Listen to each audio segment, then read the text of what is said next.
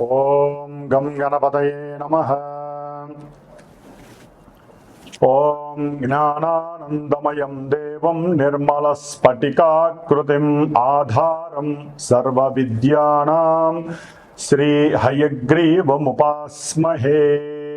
శ్రీ లక్ష్మీ హయగ్రీవాయ నమః. జ్ఞానసిద్ధిని వీక్షిస్తున్నటువంటి ప్రేక్షకులందరికీ కూడా ఆగస్టు 17వ తేదీ నుండి సెప్టెంబర్ 17వ తేదీ వరకు కూడా సింహరాశిలోకి సూర్యుని యొక్క సొంత క్షేత్రము మరియు మూల త్రికోణ రాశిలో ఆయన యొక్క గ్రహ సంచార ప్రభావము, అలాగే ఈ యొక్క బుధగ్రహము దాదాపుగా కర్కాటక రాశిలో ఆగస్టు 21 వరకు ఉండి సెప్టెంబర్ 7 వరకు కూడా సింహరాశిలో రవితో కలిసి బుధాదిత్య యోగాన్ని, అట్లాగే తన యొక్క స్వక్షేత్రము మూల త్రికోణము ఉచ్చస్థాన స్థితిగతుడైనటువంటి బుధుడు కన్యా రాశిలో సెప్టెంబర్ 7 నుంచి సెప్టెంబర్ 17 వరకు కూడా ఈ సంచరించే సమయము. శుక్రుడు సెప్టెంబర్ 2వ తేదీ వరకు కూడా నీచ స్థితిలో కన్యా రాశిలో ఉండి తులారాశిలో తన యొక్క స్వక్షేత్రంలో వచ్చినప్పుడు విశేషమైనటువంటి యోగాలని, అట్లాగే కుజ భగవానుడు ఈ నెల రోజులు సెప్టెంబర్ 17 వరకు కూడా విశేషంగా మిథున రాశిలోనే సంచరిస్తూ, మరి గురుడు చూస్తే ఆయన ఆశ్లేష నక్షత్రంలోకి మారి కర్కాటక రాశిలోను, కేతు ఏమో సింహరాశిలోను, కుంభరాశిలో రాహువు, మీనరాశిలో వక్రీగత శని ప్రభావము. ఈ యొక్క గ్రహాల యొక్క సంచారం వలన మేషాది మీనరాశి పర్యంతం ఏ విధమైనటువంటి గ్రహ సూచికలు కలుగజేస్తాయి, ఏ విధమైనటువంటి శుభాలు లేకపోతే ఇబ్బందులు కలుగజేస్తాయి తెలుసుకునే ముందు ఇప్పుడు ఈ మాసంలో జరిగేటటువంటి విశేష పండుగల యొక్క విశిష్టతలు, అట్లాగే నా యొక్క జ్ఞానసిద్ధి క్షేత్రపీఠంలో ఏ సమస్యల వలన, ఏ ఇబ్బందుల వలన, ఏ గ్రహాల వలన ఏ రకమైనటువంటి పూజలు నేను ఆచరిస్తున్నానో తెలుసుకునే ప్రయత్నం చేసి ఆ తదుపరి మీ యొక్క రాశి గ్రహ ప్రభావాన్ని వినడానికి ప్రయత్నం చేయండి. డైరెక్ట్గా మనం రాశి ఫలితాలు, గ్రహ ఫలితాలు వినటం వలన మానసికంగా బుద్ధిపరంగా ఎన్నో దోషాలు ఆ గ్రహాలు మనకు కలుగజేస్తాయి. కాబట్టి ముందు శుభకరమైనటువంటి శుభపరమైనటువంటి విషయ పరిజ్ఞానాన్ని తెలుసుకొని వాటిని ఆచరించడానికి అందరూ ప్రయత్నం చేయండి. జ్ఞానసిద్ధిని వీక్షిస్తున్నటువంటి ప్రేక్షకులందరికీ కూడా శ్రావణ మాసం శుభాకాంక్షలు. ఈ యొక్క శ్రావణ మాసంలో మనకి గ్రహాలలో మార్పే కాకుండా మరి ఈ ఆగస్టు 14వ తేదీ నుండి కూడా, అంటే దాదాపుగా 13వ తేదీ నుండి కూడా విశేషమైనటువంటి శ్రావణ మాసం పండుగలు ప్రారంభం అవుతున్నాయి. శ్రావణ మాసంలో 14వ తారీఖున మొదటి శుక్రవారం ప్రారంభమై 21 రెండవ శుక్రవారము, శ్రావణ పౌర్ణమి 28వ తేదీ. ఆ విధంగా 5 శుక్రవారాలు, 4 సోమవారాలు, 4 శ్రావణ మంగళవారాలు చాలా విశేషమైనటువంటి ప్రాధాన్యత స్త్రీమూర్తులకి సంబంధించినటువంటిది. దాని వలన మాంగళ్య సౌభాగ్యము, అఖండ అష్టైశ్వర్యాలు, సత్సంతాన వృద్ధి, కుటుంబ వంశ వృద్ధి కలుగుతుంది. అట్లాగే మనకి 17వ తేదీన 17వ తేదీన నాగపంచమి, గరుడ పంచమి, అలాగే విశేషముగా సూర్యుడి యొక్క సంక్రమణం సింహరాశిలోకి జరగబోతోంది. అంటే తన ఇంట్లోకి తన యొక్క స్వక్షేత్రము మూల త్రికోణ రాశి అయినటువంటి సింహరాశిలోకి సూర్య భగవానుడు సాక్షాత్తు శ్రావణ మాసానికి ఆయనే అధిష్టాన దేవత. మరి ఆ మహానుభావుడు తన యొక్క సొంత ఇంట్లో వచ్చినప్పుడు అన్ని రాశుల వారికి, అన్ని నక్షత్రాల వారికి జరుగుతున్న దశ అంతర్దశలన్నీ కూడా అనుకూలించాలని ఆశిస్తూ, అట్లాగే శ్రావణ పౌర్ణమి విశేషముగా ఈ నెల ఆగస్టు 28వ తేదీన మరి అదే రోజున స్వామివారు మనకి జ్ఞానాన్ని భిక్షగా అందించజేసేటటువంటి హయగ్రీవుని యొక్క జయంతి అంటే ఉత్పత్తి. అట్లాగే గాయత్రి జయంతి, వేదాలకి మూలము ఆవిడే అన్నమాట. గాయత్రీదేవి యొక్క జన్మదినోత్సవం, అట్లాగే రాఖీ పండగ, అట్లాగే ఆగస్టు 31వ తేదీన సంకష్టహర చతుర్థి. మనకున్నటువంటి ఎన్నో వ్యాపార నష్టాలు, ధన నష్టాలు, అట్లాగే బుద్ధిహీనత్వం కలిగినటువంటి మాట తీరులో తేడాలు, వీటి వలన ఎన్నో ఇబ్బందులు ఎదుర్కోవడానికి ఆ యొక్క గణపతి యొక్క అనుగ్రహము లభించేటటువంటి శ్రావణ మాసం. కాబట్టి శ్రావణ మాసంలో ఇన్ని విశేషమైనటువంటి పండగలతో పాటుగా అందరూ తెలుసుకోవాల్సిన విషయము శ్రద్ధగా వినండి. ఎందుకంటే మేషాది మీనరాశి పర్యంతం విషయ పరిజ్ఞానం ఒకటైతే గనక అసలు మనకి అంతరిక్షంలో ఏం జరుగుతుందో తెలియకుండా ఎంతసేపటికి భూలోకంలో మన రాశిది, మన నక్షత్రం ఇది, మనకి ఈ బాధలు జరుగుతున్నాయి అని కాకుండా ఏ గ్రహం వలన ఏ సమస్యలు కలుగుతాయి, వాటికి ఏదైనా పరిష్కారం ఆచరిస్తే శుభం జరుగుతుందా అని ముందుగా మనం అందరం కూడా ఆలోచించాల్సినటువంటి విషయం. ఈ యొక్క ఆగస్టు 2వ తేదీన కుజుడు వృషభ రాశిలోంచి మరి మిథున రాశిలోకి శత్రుక్షేత్రంలోకి ఆయన మారినటువంటి రోజు. ఆయన ఆగస్టు 12వ తేదీ అమావాస్య రోజున మరి పాప నక్షత్రమైనటువంటి రాహు నక్షత్రం ఆరుద్ర నక్షత్రంలోకి ప్రవేశిస్తాడు. అట్లాగే రాహుగ్రహము ఆగస్టు 2వ తేదీన అదే కుంభరాశిలో ఉంటూ తన యొక్క సొంత నక్షత్రమైనటువంటి శతభిష నక్షత్రంలోంచి ధనిష్ట నక్షత్రం, పాప నక్షత్రము, శత్రు నక్షత్రమైనటువంటి కుజ నక్షత్రంలోకి మార్పు జరిగింది. అంటే ఇక్కడ మిథున రాశిలో ఉన్నటువంటి కుజుడు కూడా గోత్రనామాదులు తెలియజేసి కుజరాహుల యొక్క దోష పరిహారార్థమై, అట్లాగే దంపతుల యొక్క అనుకూలత కోసమై, సత్సంతాన యోగ్యత కోసము, విశేషంగా భూమి, గృహము వీటికి సంబంధించినటువంటి దోష పరిహారార్థమై నేను ప్రత్యేకించి ఆగస్టు 15వ తేదీ నుండి కూడా శని భగవంతుడికి అట్లాగే కుజరాహులకి సంబంధించినటువంటి శుక్రుడికి సంబంధించినటువంటి దోష పరిహారార్థమై సుబ్రహ్మణ్యేశ్వర స్వామి యొక్క ప్రీతికరమైనటువంటి సర్పసూక్త జపాన్ని, శనికి సంబంధించినటువంటి విశేషమైన శని జపాన్ని, మన్యుసూక్త జపాన్ని, అట్లాగే రాహు వల్ల కలిగేటటువంటి సమస్యలు, భయము, భ్రాంతులకి సంబంధించి దుర్గా సూక్త జపాన్ని ఆచరిస్తూ దాదాపుగా సెప్టెంబర్ 4వ తేదీ వరకు కూడా ఇది జరిగే అవకాశం ఉంటుంది. తరువాత కుక్కే సుబ్రహ్మణ్యేశ్వర స్వామి దగ్గరికి వెళ్ళి ఈ 18 రోజులు ఎవరి పేరు మీద అయితే కనుక స్వామివారు అంటే చిన్న సుబ్రహ్మణ్యేశ్వర స్వామి వారి యొక్క పంచలోహ విగ్రహాన్ని ఆయనకి అభిషేకం చేసి ఆరాధన చేసి దారాదత్తం చేస్తాము. ఆ యొక్క రక్షని స్వామివారి దగ్గర పూజ చేసి కుకే సుబ్రహ్మణ్యేశ్వర స్వామి దగ్గర ఎవరైతే గోత్రనామాలు నాకు ఇచ్చి నేను 18 రోజులు వారి యొక్క శ్రేయస్సు కోసము, సంతానం కోసము, గృహయోగ్యం కోసము ఏవైతే కోర్టు సమస్యల వలన ఇబ్బందులు పడుతున్నారో అవన్నీ నిర్వీర్యం కావడానికి, మీకు స్వలాభం కలగటానికి, ఆరోగ్యవంతులే ఉండటానికి నేను చేసే ఈ ప్రయత్నంలో ఎవరైతే సహకరిస్తారో వారికి ప్రత్యేకించి హోమం చేసి ఆ హోమద్రవ్యాన్ని పంపిస్తాను. ప్రతిదీ కూడా మీ అందరికీ అప్డేట్ ఉంటూ ఉంటుంది నేను చేసే ప్రతి పూజ కూడా. కాబట్టి ఎవరైనా పాల్గొనదలిచిన వాళ్ళు ఉంటే ఈ నెల రోజులు విశేషంగా మీ ఇళ్లలో మీరు వ్రతాలు, నోములు చేసుకుంటూ పూజలు చేసుకుంటూ, కుదరనటువంటి వాళ్ళు జాతకంలో సమస్యలు బాగా ఎక్కువయ్యి మంత్రబలాన్ని, అట్లాగే యంత్రబలాన్ని, తంత్రబలాన్ని కావలసిన వాళ్ళు, అట్లాగే హోమ బలాన్ని హోమం చేసుకోవాలంటే విశేషమైనటువంటి ఖర్చు అవుతుంది. అదే మన పీఠం తరపున, జ్ఞానసిద్ధి క్షేత్రపీఠం తరపున నేను అందరికీ అందుబాటులో ఉండాలి అనే ఉద్దేశంతో నా యొక్క స్వయం ప్రతిభతో, స్వయం శక్తితో నేను ఆచరిస్తూ నలుగురు బ్రాహ్మణ చేత ఆచరింపజేస్తూ ఈ యొక్క కార్యక్రమం ద్వారా మీ అందరికీ ఎవరైతే చేయించుకుంటారో వారందరికీ స్వలాభం కలిగేటట్టుగా చేస్తాం. మరి ఈ యొక్క ఆగస్టు 17వ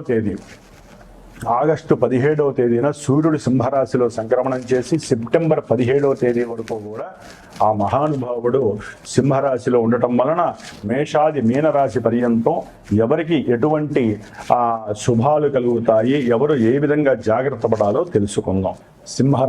సింహరాశి వారికి ఆగస్టు 17 నుంచి సెప్టెంబర్ 17 వరకు కూడా వారి యొక్క జన్మరాశిలోనే సూర్య భగవానుడు ఇప్పటి వరకు ఎన్ని ఇబ్బందులు పెట్టినా కొంతవరకు ఊరట కలిగిస్తాడు. ఎందుకంటే తన యొక్క సొంత ఇల్లు అది సింహరాశి వారికి. ఆ యొక్క రవి సొంత స్వక్షేత్రంలో మూల త్రికోణ రాశిలో ఉండటం ఇంకా విశేషత్వం. కాకపోతే ఆ సూర్య భగవానుడు ఎంత బలంగా ఉన్నప్పటికీ మరి ఆయన్ని మింగేసి సూర్యగ్రహణాన్ని తెచ్చే కేతువు, రాహువు వీళ్ళిద్దరి యొక్క సంయోగము, కలయిక. రవి కేతువుతో కలవటం మంచిదే, కానీ రాహు కేతువులతో కలిసి ఉండటం అనేటటువంటిది ఆయన ఇంటికి ఆయనకి కూడా పట్టినటువంటి పీడ. కాబట్టి ఎవరైనా ఆరోగ్యపరంగా ఇబ్బందులు పడవచ్చు, ఉద్యోగంలో అవకాశాలు చేజార్చుకోవచ్చు, ఉద్యోగంలో పెద్ద అధికారుల వలన ఇబ్బందులు పడవచ్చు. ఆల్రెడీ వీళ్ళకి అష్టమ శని నడుస్తుంది, ఆ శని కూడా వక్రించి ఉండటం ఇంకా విశేషమైనటువంటి ఘోరమైన పరిస్థితులు. కాబట్టి వీరు ఎక్కువగా సూర్యుడికి సంబంధించిన నమస్కారాలు ఆచరించండి, ప్రతినిత్యము చేయండి నెల రోజులు. దానివలన ఆరోగ్యంలో పునరుత్పత్తి, స్త్రీలకైనా పురుషులకైనా పునరుత్పత్తి కలిగించేటటువంటి పురుషులకైతే వీర్యగణాలు పెరుగుతాయి, స్త్రీలకైతే హార్మోన్స్ మంచిగా వృద్ధి చెంది అండోత్పత్తి జరగడానికి అవకాశం ఉంటుంది. సూర్యుడు బలహీనపడ్డాడు అంటే కంపల్సరీ వీరికి అనారోగ్య బాధలు వస్తాయి. స్త్రీలకైతే సంతాన సమస్యలు, పురుషులకైతే గనక తండ్రిపరమైన సమస్యలు. కాబట్టి సూర్యుడిని బలంగా చేసుకోవటానికి మీరు ఈ విధంగా నేను చెప్పినట్టు చేయండి. ఇంకా ఉద్యోగాలలో ఇబ్బందులు కానీ, తండ్రి యొక్క ఆరోగ్య పరిస్థితుల్లో ఇబ్బందులు వచ్చినా, లేకపోతే ఉదర సంబంధిత దోషాలు ఉన్నా, లేకపోతే ఏ పని అనుకున్నా ముందు జరగకపోయినా, ఆ కీర్తి ఉన్నటువంటి కీర్తి పడిపోతున్నా, లేకపోతే మీ ఎవరికైనా సరే పెద్దవాళ్ళు, అది పెద్దవాళ్ళు అంటే రాజకీయ నాయకులు కావచ్చు, చలనచిత్రంలో వాళ్ళు కావచ్చు, క్రీడాకారులు కావచ్చు, లేకపోతే లలిత కళల్లో ఉన్నటువంటి వాళ్ళకి కొంచెం తీవ్రమైనటువంటి సమస్యలు వచ్చే అవకాశం ఉంటుంది. కాబట్టి వారు కంపల్సరీ ఈ రాహుకేతువుల యొక్క దోషము కొంతమందికి అయితే కనుక వివాహపరమైనటువంటి ఆటంకాలు, అట్లాగే వివాహానికి సంబంధించినటువంటి ఇబ్బందులు ఎన్నో కలగడానికి అవకాశాలు ఉన్నాయి. సరైన సమయానికి డబ్బు అందకపోవటం, ఉద్యోగాల నుంచి వచ్చేటటువంటి పెన్షన్లు రాకపోవటం, ఉద్యోగంలో రిటైర్డ్ అయ్యి డబ్బులు రాకపోవటం, దాని ద్వారా వీళ్ళింట్లో వివాహాలు ఆగిపోవటం, పిల్లల యొక్క పిల్లలు, ఇట్లాంటివి కూడా జరగడానికి అవకాశాలు చాలా ఉన్నాయి. కాబట్టి మనం దైవాన్నే ఆరాధిస్తూ ఉంటే మనల్ని రక్షిస్తూ ఉంటారు వాళ్ళు.